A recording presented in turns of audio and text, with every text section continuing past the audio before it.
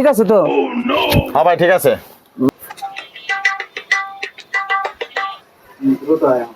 ওই ভাই কি লাগবে, এদিকে আসেন, এদিকে আসেন, আসেন, সবই আছে ভাই, আসেন।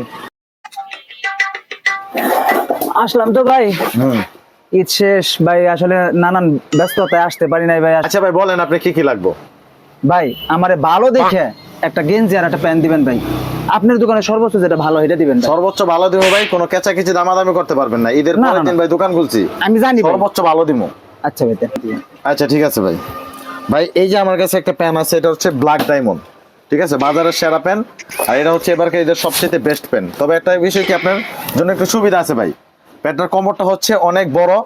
এটা আপনি 2 থেকে 3 বছর পড়তে পারবেন, কারণ ঈদের পর তো খাওয়া দাওয়া করতে হইব, পেটটার বাইরে যাবো গা, একটু বেলটা পরবেন, এটা নিয়ে কোনো চিন্তা নাই। ধরেন এখন আপনার আমি ভালো মানের একটা চায়না গেঞ্জি দিব।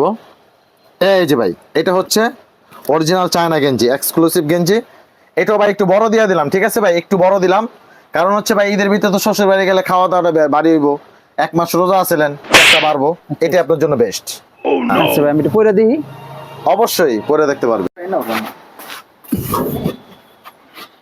ঠিক আছে তো? হ্যাঁ ভাই ঠিক আছে। না এটাই তো মাপ মাপ ঠিকই না? হ্যাঁ হ্যাঁ ভাই, বেল দিয়ে পড়বেন। আচ্ছা ভাই ঠিক আছে। এমনি তো চলবো তাই না ভাই, বেল দিয়ে পড়লে? হ্যাঁ ভাই চলবো। আচ্ছা ভাই তাহলে প্যাক করে দেন। নেন।